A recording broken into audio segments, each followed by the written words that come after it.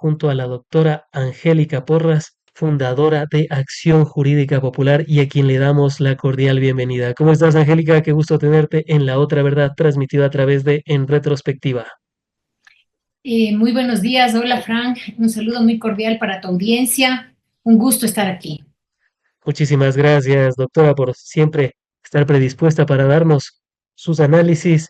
Y en torno a esto, primero quisiera partir por el hecho de lo que se archivó por parte de la Asamblea Nacional, este proyecto de ley denominado antipisos. Angélica, debía y podía haber sido archivada en primera instancia, tal y como pasó con la Asamblea Nacional el 27 de noviembre. Mi opinión es que sí, podía hacerlo, porque la Ley Orgánica de la Función Judicial le permite a la Asamblea Nacional aprobar, improbar las normas. Y obviamente cuando lo hace, cuando, por ejemplo, decide no aprobar una norma, la puede archivar. A la discusión se genera en torno a que era una norma de carácter emergente, económico. Sin embargo, como ya se ha explicado reiteradamente, en la propia ley de la función judicial, perdón, de la función legislativa, existe una remisión al trámite ordinario. Y el trámite ordinario permite que se apruebe, que se desapruebe, y esto supone la capacidad de archivar un proyecto de ley. Imagínate tú lo que sería que no, ¿cuál sería la consecuencia de negar un proyecto de ley? ¿Por qué no se podría archivar? No hay una determinación expresa que niegue y que diga no se podrá archivar en estos casos. El argumento es que la Constitución no dice, pero para eso está la ley. Y como hay esta remisión a el procedimiento ordinario y en el procedimiento ordinario está precisamente que se puede aprobar o improbar las leyes, tranquilamente podía haber, y como lo hizo, ¿no? Archivar el proyecto de ley. Entonces, a mí me parece que esta decisión de saltarse ya no solo la ley, sino saltarse el principio básico del Estado de Derecho, que es la división de poderes o la división de funciones, es un atentado muy grave contra la democracia, porque lo que pasa es que decide saltarse a la función legislativa e ir directo al registro oficial. Ahora bien, el tema y la discusión nace porque no fue archivada y negada en segundo debate. Así Al es. respecto, doctora, hemos visto en redes sociales, se ha publicado, he visto que algunos abogados, algunos juristas lo habían compartido, y es cuando Daniel Noboa también votó en primer debate el archivo de una ley. O sea, ya hay un precedente, no es que esto no estaba realmente en el papel, no estaba en el procedimiento, o sea, que no fue la primera vez que pasó esto, sino que desde el 2009 ya se dejó planteada esta posibilidad de que no sea solo en el segundo debate, sino que en el primer debate también ya se pueda archivar o negar las leyes. Y como es un procedimiento ordinario, pese a que es una ley económica urgente, se pueda Así es. hacer esto. Porque la ley además dice que solo lo que cambia cuando se trata de una ley de carácter económico urgente son los plazos. Y los plazos son los que se reducen.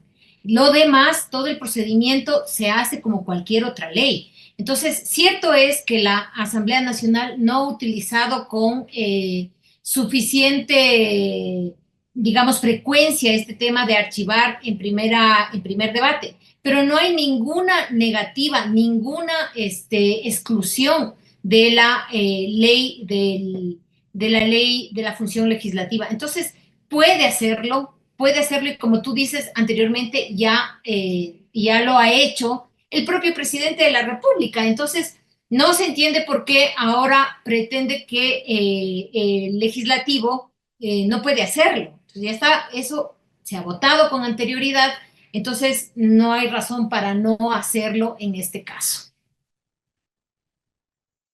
Perfecto. Y vamos a lo otro. Ya vemos que, por ejemplo, ya se, ya se puso el archivo incluso en el registro oficial en el 27 de noviembre de 2024.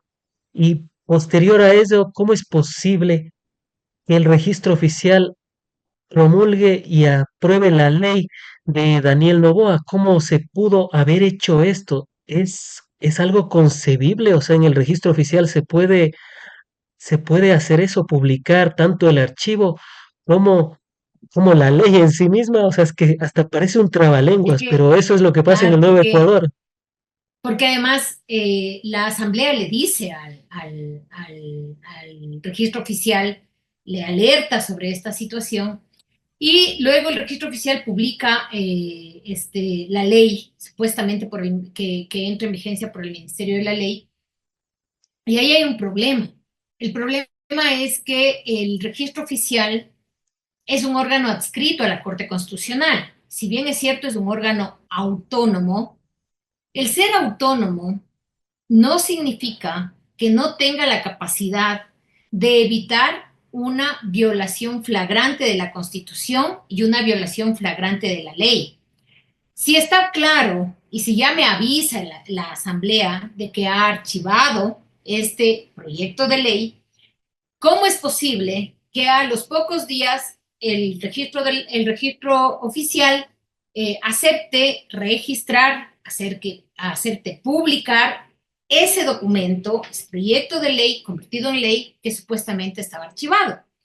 Entonces, hay una norma general para los servidores públicos que significa o que quiere decir que cuando estás frente a una violación flagrante de la Constitución y tú te das cuenta, o a una violación flagrante de los deberes que están establecidos en las leyes y tú te das cuenta de que lo que te están pidiendo es que violes la norma, inclusive que puedes incurrir en responsabilidades de carácter penal o de carácter civil, lo mínimo que te exige es un cuidado minucioso para ejecutar esa acción, porque eres funcionario público, no puedes darte el lujo de tener descuido en tus actividades, tienes que cuidarlas, tienes que guardar recelo, celo en tus actividades. Esa es una norma que está no solamente en la Constitución cuando se refiere a la administración pública y a los servidores públicos,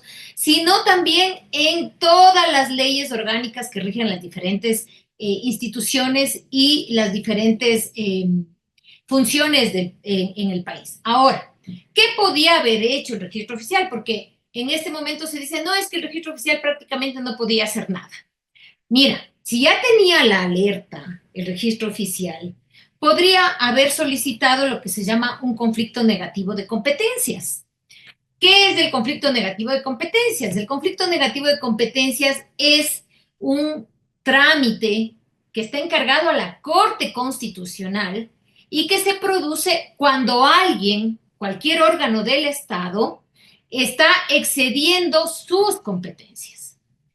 Ahí tenemos que distinguir lo que es la competencia de lo que es la jurisdicción, pero bueno, para hacerlo más fácil, la competencia son las atribuciones que tú tienes en términos concretos. Por ejemplo, atribuciones que están establecidas en la Constitución, en la ley, son las que te señala, pero además referidas a un espacio, a un tiempo o a unas calidades. ¿Cuál es la competencia del registro oficial? El publicar las leyes que hayan seguido su procedimiento en el Congreso, o sea, en el Parlamento, en la Asamblea Nacional, ante una evidente violación de trámite, porque no estamos hablando de una cuestión muy profunda, simplemente estamos hablando de que la Asamblea le archivó y el presidente dice, no me importa ese archivo, porque yo entiendo, dice el presidente, porque yo entiendo que no podían hacerlo, aunque yo lo hice en el 2009. Entonces, ante esa evidencia, lo que debió o lo que pudo haber hecho, porque pudo haber hecho muchas otras cosas más, lo que pudo haber hecho el registro oficial es solicitar un conflicto de competencia negativo a la Corte Constitucional. Porque hay dos tipos de conflictos de competencia, los positivos y los negativos. Los negativos es cuando, o se produce cuando, el órgano se inhibe de conocer. O sea, dice, yo no tengo por qué conocer este tema, que es lo que debía haber hecho el registro oficial. Yo no puedo conocer este tema porque primero me dijeron que no, ahora me dicen que sí, y encima más, esta norma no ha cumplido con los requisitos que establece la propia ley. Entonces yo pude haber solicitado a la Corte Constitucional que hagan un conflicto de competencias negativo. Y el conflicto de competencias negativo tiene una característica que es que puede ser pedido por cualquier ciudadano. El positivo no, solo entre los órganos, pero le pudo haber pedido eso a la Corte Constitucional.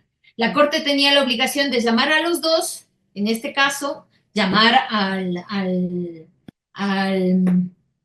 registro Ejecutivo. oficial, llamar al presidente y llamar a la asamblea para ver a quién le corresponde y cómo le corresponde. Ahora eso está vigente. Es una norma a todas luces violatoria de la Constitución, violatoria de la ley orgánica de la función Legislativa. legislativa, pero sin embargo no tenemos ningún arma, perdón, para oponernos a ella. Es una ley totalmente injusta y no solamente por el contenido, porque en el contenido se llama ley antipillos, pero termina haciendo una serie de eh, artículos que en realidad no creo que vayan a disminuir en lo más mínimo el lavado de activos, porque el lavado de activos principalmente se da en las instituciones financieras. Entonces, lo que hace es hacer un impuesto, imponer un gravamen para el tema de los autos usados, eso repercute directamente en la ciudadanía.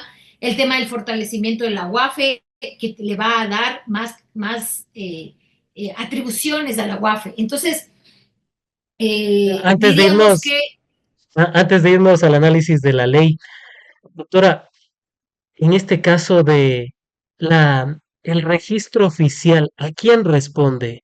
¿Al Ejecutivo, al Legislativo o a la Corte Constitucional? verás, esto es interesante porque la Constitución dice que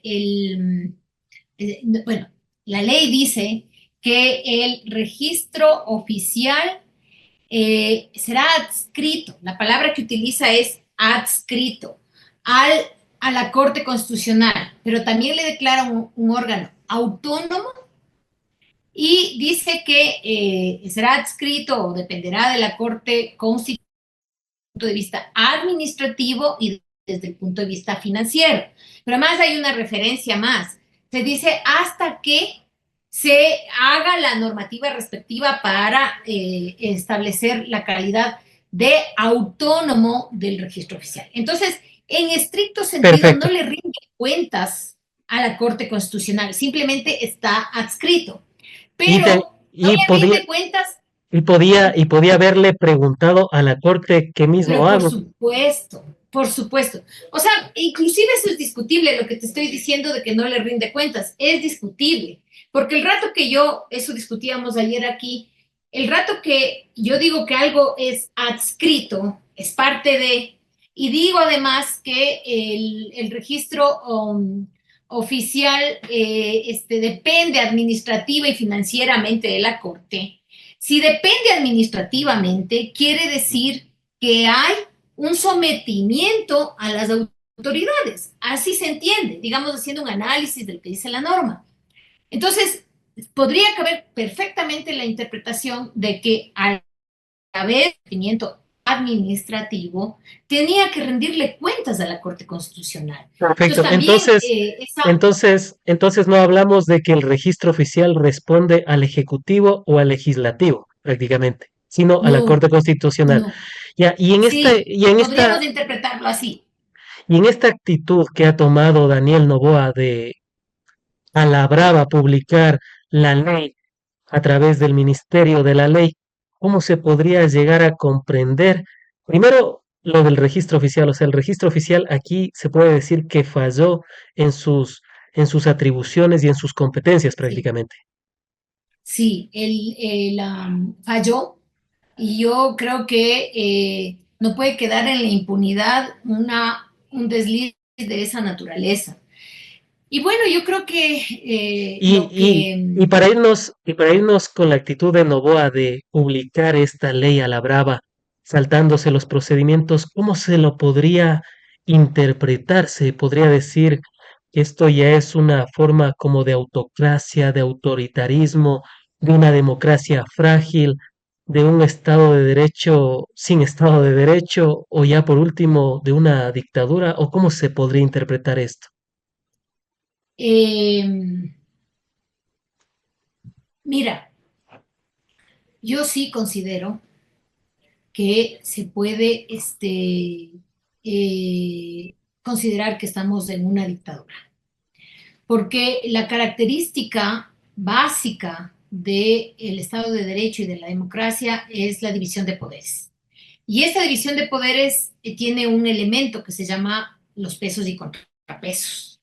Y estos pesos y contrapesos lo que hacen es que un órgano controle al otro. Ese es el objetivo, ese es el fin. Entonces, ¿quiénes son esos órganos? Pues podríamos hablar del Poder Judicial, del Poder Ejecutivo, del Poder Legislativo. Nosotros hemos creado ahí en la Constitución la función de transparencia y además la función electoral. Pero dentro del Poder Judicial está la Corte Constitucional, que además es árbitro político de muchas de las actuaciones de los diversos órganos de nuestro país. Entonces, fíjate que ocurre ahí, siendo que esta institución es adscrita a la Corte Constitucional, se supone que la Corte Constitucional debe también ejercer ese peso y contrapeso.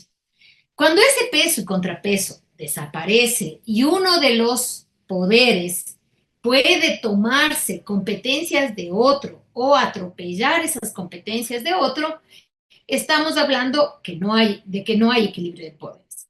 Ahora, si encima más yo le estoy quitando esos poderes al órgano más importante, porque aunque nosotros somos hereditarios de un presidencialismo muy fuerte, tenemos un hiperpresidencialismo por el diseño mismo de la Constitución y por la práctica personalista de nuestra política, no podemos negar que el órgano parlamentario, es decir, la Asamblea Nacional, es el representante más fidedigno del pueblo, porque en la decisión del presidente, uno es el que se lleva todo el poder.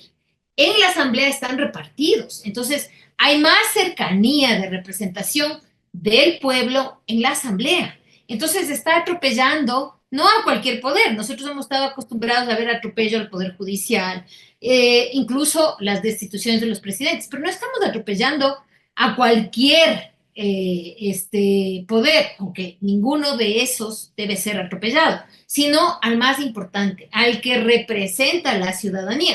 Eso es gravísimo, eso es gravísimo. Entonces, ese tema es una cuestión que tiene que ser dimensionada debidamente y no simplemente tomarlo como una anécdota de un interés por ser, por ganar votos en una asamblea, en un contexto, en un país como el nuestro, en el que se hace mucho énfasis en el caudillismo y en la bravuconada, ¿no? De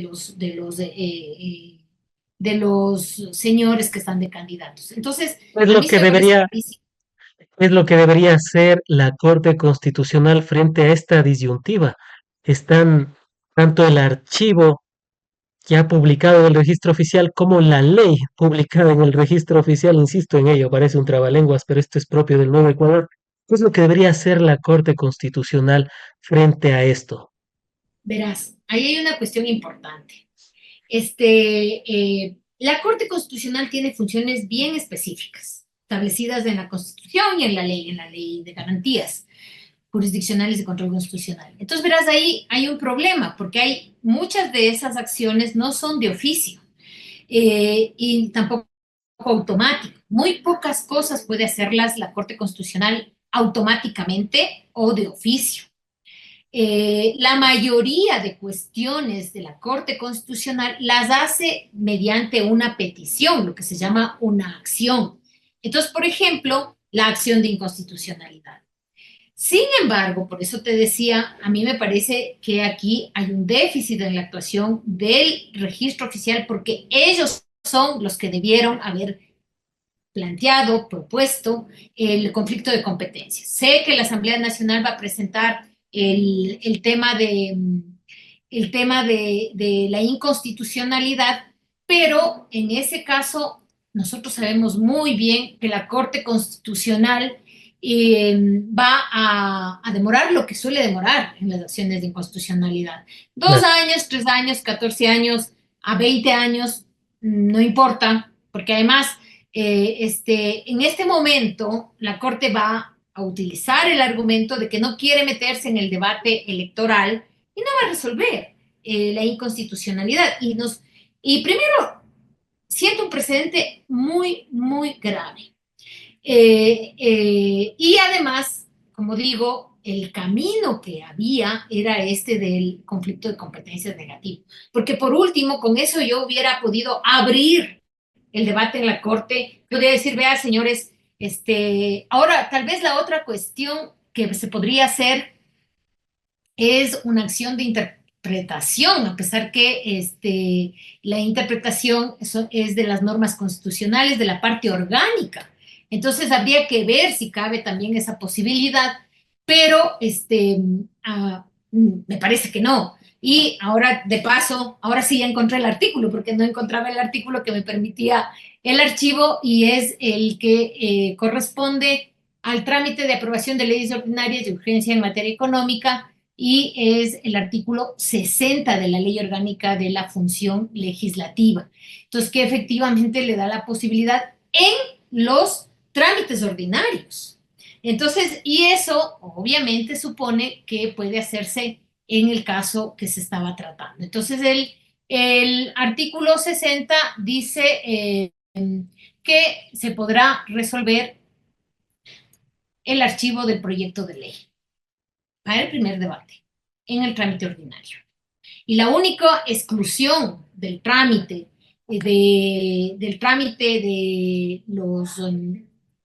de los decretos, perdón, de las leyes económicas urgentes es en los plazos. Entonces, era posible, era posible. Lo que pasa es que ahora ya estamos frente a una situación muy compleja. Incluso hay el precedente, ¿no?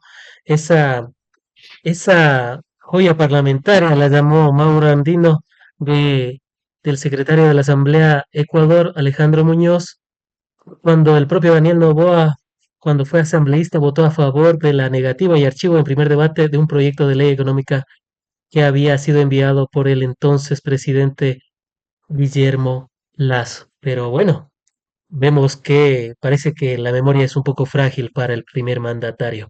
Angélica, para irnos brevemente, ya abordamos toda esta disyuntiva, todo este conflicto que ha habido entre el legislativo y el ejecutivo, y donde seguramente será la Corte Constitucional si es que es un poco, si es que tiene la celeridad del caso para abordarlo lo más pronto posible.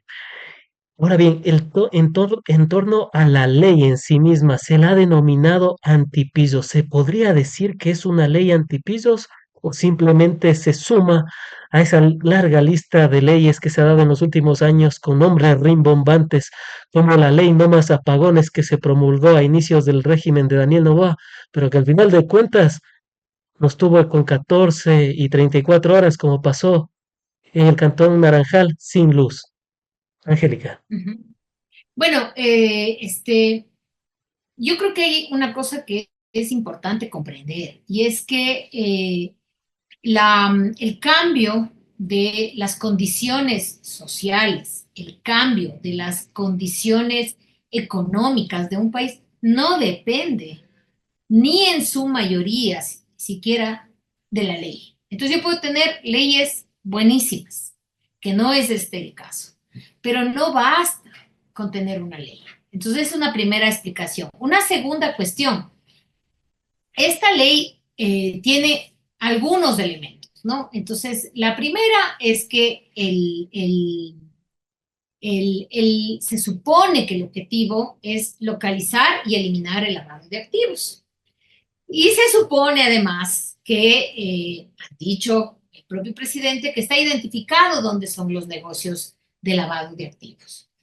No hace falta, porque eso se sabe por los estudios que han hecho, sí, puede ser en los espacios de compra y venta de carros usados, sí, sí hay eso, pero también está en los bancos y también está en las cooperativas y también está en el sector inmobiliario y también está en la minería. Entonces, si el objetivo es localizar y prevenir, dice, prevenir, localizar y eliminar el lavado de archivos, perdón, el lavado de activos. Si ese es el objetivo, ¿cómo es posible que no plantee una estructura adecuada para efectivamente combatir el lavado de activos? Entonces, el primer elemento es que no cumple con su propio objetivo, que es prevenir el lavado de activos. Es lo Y, primero. y en este caso puntual de la compra y venta de vehículos que va a subir del 1 hasta el 5% del impuesto, Angélica, se podría decir que el gobierno dice que ahí está el lavado de activos, dice que ahí en la compra y venta de vehículos de un Suzuki que vale unos 3.000, 4.000 dólares, de un Corsa que vale unos 5.000 Imagínate. dólares, de un Picanto que vale unos 8.000 y así sucesivamente, ahí está el lavado de activos. Pero el fin del gobierno sería recaudatorio, o sea, de lavado de activos de ese dinero, Ah, sacar ese no es el el. 1% sino el 5%. ¿Es eso lo que nos dice Daniel Noboa? Que, qui- que quiere una tajada. Fíjate que ese es encima más el cuestionamiento, creo que más, más contundente, ¿no? Eh, Fíjate tú que es buena el análisis que hacía el señor Mauricio Alarcón. Decía, o sea, que yo estoy planteando, sé dónde está el lavado de activos y en lugar de iniciar los procesos penales, lo que digo es, ¿sabe qué? Deme una tajada de la recaudación, deme una tajada para el Estado. No, pues es absolutamente ilegal, absolutamente inconstitucional. Entonces, me parece a mí que, aparte de eso,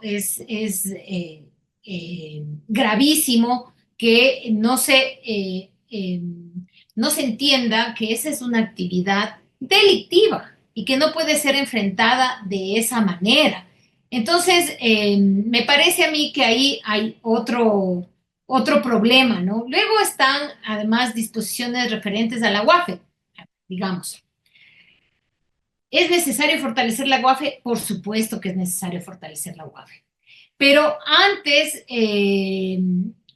de simplemente fortalecer la UAFE, lo que se tiene que hacer es saber cuáles son las debilidades de la UAFE, ¿no? Entonces, ¿cuál es el problema o cuáles son los múltiples problemas que tiene la UAFE? Es esta falta de conexión entre esta unidad y los diferentes entes de control, como por ejemplo el SRI, como por ejemplo la Superintendencia de Compañías, como por ejemplo la Superintendencia de Bancos, etcétera, etcétera, que en primer lugar tiene que fortalecerse esa relación para que se genere información adecuada, información suficiente para iniciar los procesos. La otra cuestión es la relación con la fiscalía, porque el problema es, y no hay que hacerse los tontos desde ese punto de vista, el lavado de activos no lo hace. Sí hay un mecanismo para lavar activos pequeños, en pequeño, digamos, en pequeño, de 10.000 en 10.000 dólares, pero generalmente se trata de millones de dólares. Y quienes pueden hacer eso son las grandes compañías, los bancos, y al respecto no hay normativa relativa a eso. Entonces, en realidad, estamos hablando de que no es una ley que va a ser efectiva, ¿no? Y en esta parte de la UAFE hay algunos cuestionamientos que se hacen, porque una de las cuestiones es que la UAFE podrá solicitar el congelamiento de fondos en caso de sospechar de actividades puntuales. En este Claro. caso, no es muy ambiguo, doctora, decir eso, o sea, si es que uno sospecha de Pepito Juárez, ya puede congelarle los fondos y si Pepito Juárez no era el principal, sino que luego encima del linchamiento mediático que le pueden hacer y demás, le acaban la vida y encima le quitan los fondos y luego le devuelven los fondos. O sea, ¿se puede hacer eso? ¿Se puede ser tan ambiguo con esta No, ley? no, es absolutamente inconstitucional eso, es absolutamente inconstitucional. Imagínate ante la sospecha. En un país en el que se ha utilizado el sistema de justicia para perseguir, mañana todos aquellos que son considerados enemigos, adversarios de la fiscal, inmediatamente de la fiscal o del miembro Sospechosos. de la UAFI, van a ser incautados sus bienes con la sospecha. ¿Dónde queda el principio de inocencia? Porque tus bienes son tuyos hasta que haya una decisión judicial que, o preventivamente, dentro de un proceso judicial, diga, ¿saben qué? Hay que cautelar o precautelar estos bienes para después cobrar si es que se llega a determinar que esta persona es responsable. Entonces, obviamente, eso es más allá de lo que permite la Constitución, es violatorio de la Constitución. Entonces, me parece a mí Estaríamos que estaríamos diciendo que se le da atribuciones a la UAFE que no le corresponden, o sea, actuaría como fiscal, incluso hasta como juez. Eso es lo que se está. como juez, porque habla de sospecha, verás. O sea, vamos a hacer la siguiente distinción. En el proceso penal, porque el lavado de activos es un delito, en el proceso penal hay diferentes etapas. Entonces, cuando existe la posibilidad de que, o cuando se está involucrado un tema de algunos delitos como este, el de lavado de activos, la propia ley en ese momento ya prevé la posibilidad de incautar esos bienes, de coger esos bienes, pero lo hace como una medida de precaución y dentro de un proceso penal. O sea, aquí el marco es el proceso, pero en este caso se habla de una sospecha. ¿Qué es una sospecha dentro del proceso penal? No es nada, porque una sospecha está incluso antes de un indicio. Yo sospecho que puede haber ahí lavado de activos antes de un indicio, peor de un elemento de convicción. Entonces, ¿quién va a determinar lo que es sospechoso y no es sospechoso? La UAFE. Entonces, ¿con qué elementos?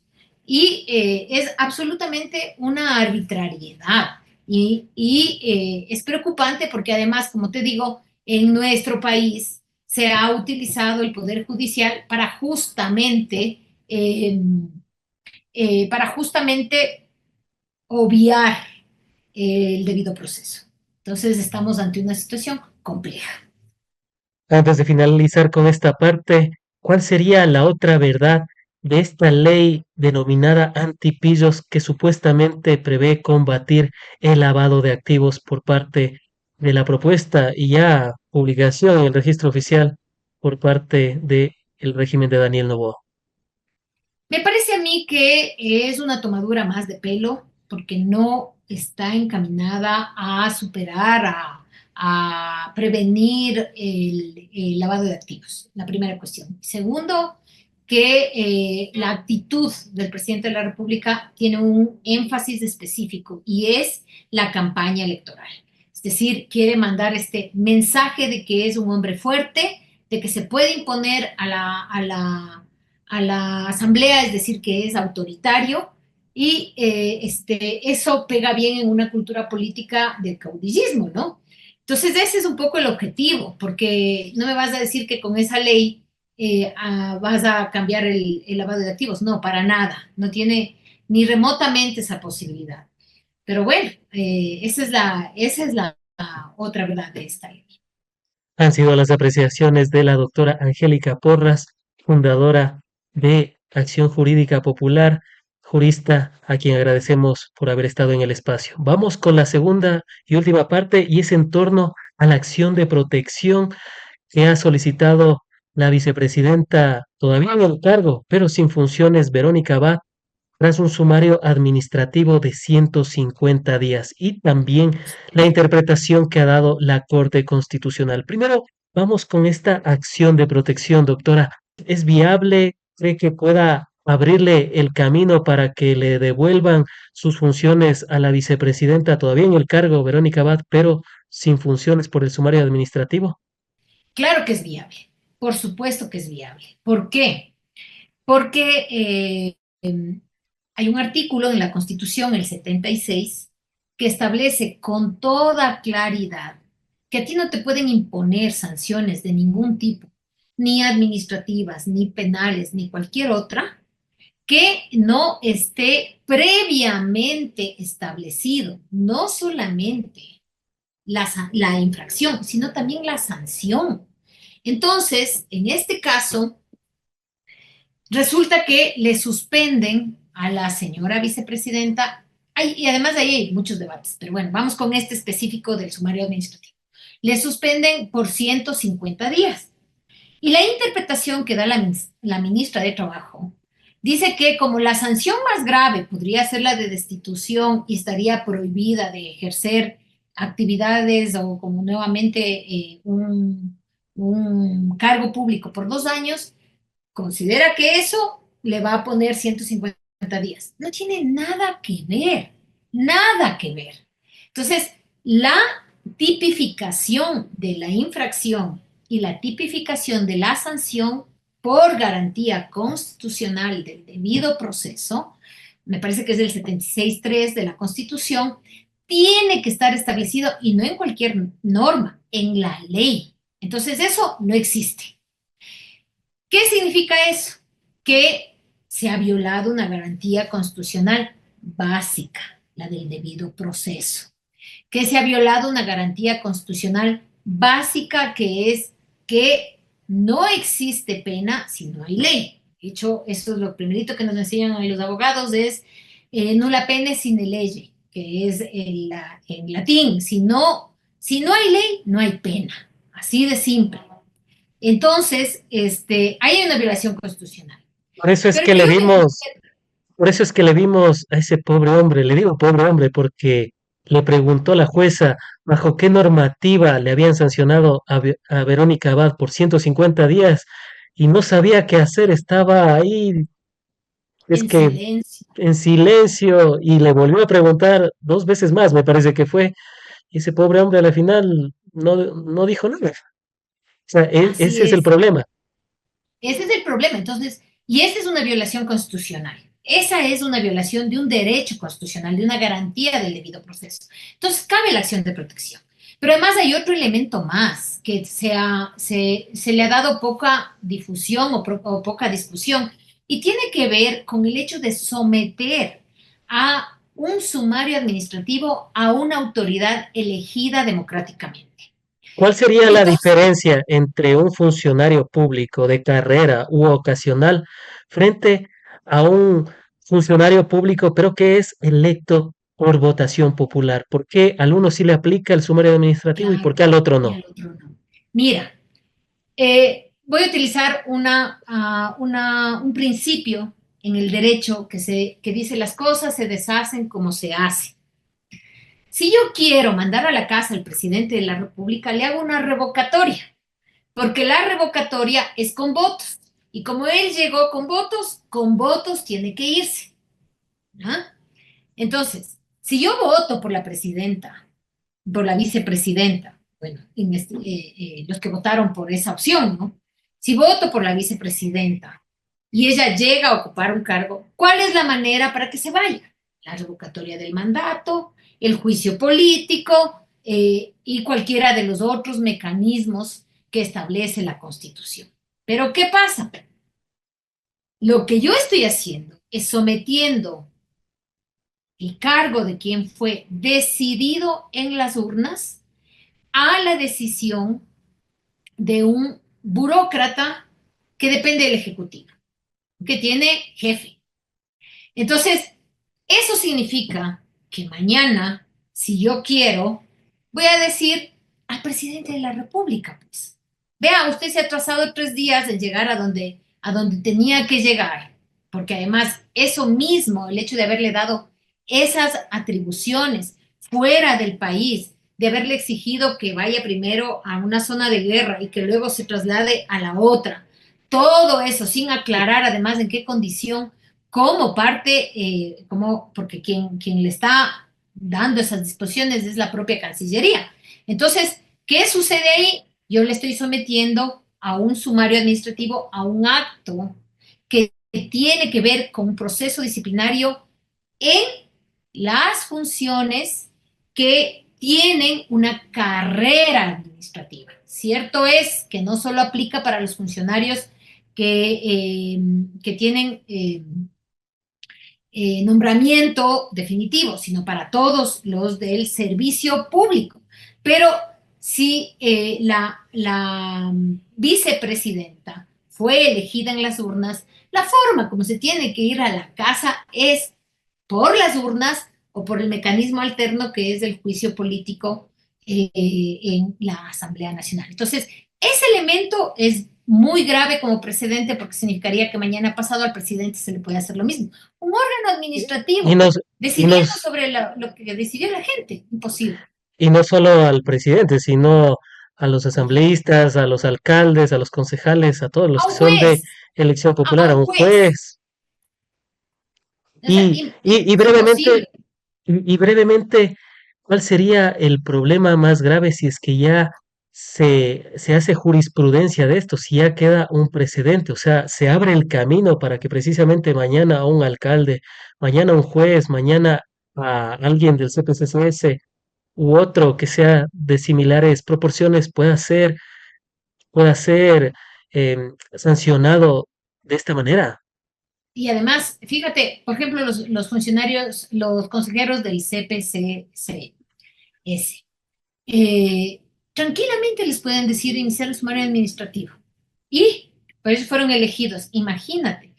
No, lo que ha pasado, no lo que puede pasar, lo que ha pasado es que se ha vulnerado la, mm, los pesos y contrapesos, la división de poder. O sea, no estamos en una democracia. Siempre nuestra democracia ha sido débil, pero con esto está más que claro que no estamos en una democracia. Y eso es terrible porque significa que, además de que ya somos hiperpresidencialistas por el propio diseño de la Constitución, porque nuestra Constitución es hiperpresidencialista, porque le quitamos las facultades a la Asamblea cuando le pasamos el nombramiento de las autoridades de control al Consejo de Participación Ciudadana, ya es hiperpresidencialista. Además de eso, en la práctica, yo le estoy desconociendo la actividad más importante de la Asamblea, que es decidir qué leyes nos dan y qué leyes no nos dan. Entonces, a mí me parece que ya no podemos seguir hablando de democracia. Y eso, entre otras cosas, significa que quien gobierna en el Ejecutivo no quiere perder el poder. Está desesperado por mantenerse en el poder. Y ese es un proyecto no solo del señor Noboa, ese es un proyecto de la derecha del Ecuador. Y no es de cualquier derecha. O sea, es de una derecha plutocrática, porque él, que es el heredero de la fortuna más importante de este país, está al mando del país. Sí, Ángel- imagínate. Angélica, y dentro de esto también se ha pedido una interpretación a la Corte Constitucional. Y bueno, básicamente lo que dice la Corte, y corrígeme si me equivoco, es que la vicepresidenta fue electa, está en el cargo, no tiene funciones, pero sigue en el cargo, y prácticamente lo que nos quiso decir la Corte Constitucional con esa interpretación es que la que debe suceder, la que debe reemplazar a Daniel Noboa cuando él ya le toque pedir esta licencia por campaña es Verónica Abad y no la persona que eligió Daniel Noboa a dedo.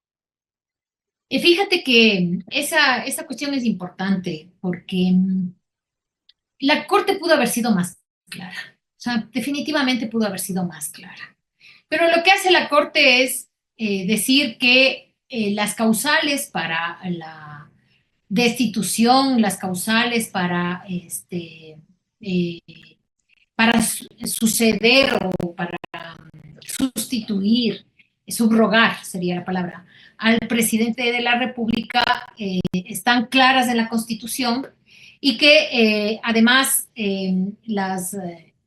no hay, eh, y que además las razones por las que se puede destituir a la vicepresidenta o que se remover del cargo, sacarle del cargo, lo que sea, están especificadas en la Constitución. Entonces, por lo tanto, está clarísimo en la Constitución, dice, cómo procede la sucesión, en qué casos procede la sucesión, en qué casos procede eh, que la vicepresidenta asuma la presidencia.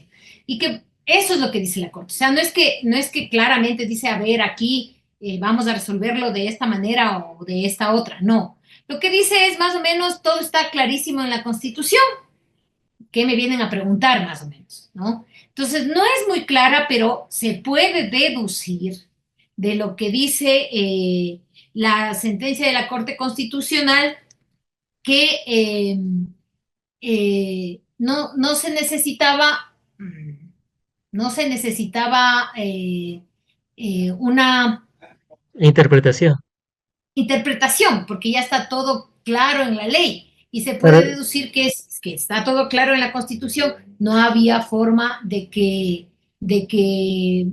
eh, se pueda suspenderle por 150 días y que además no hay forma de que ella no asuma la presidencia de la República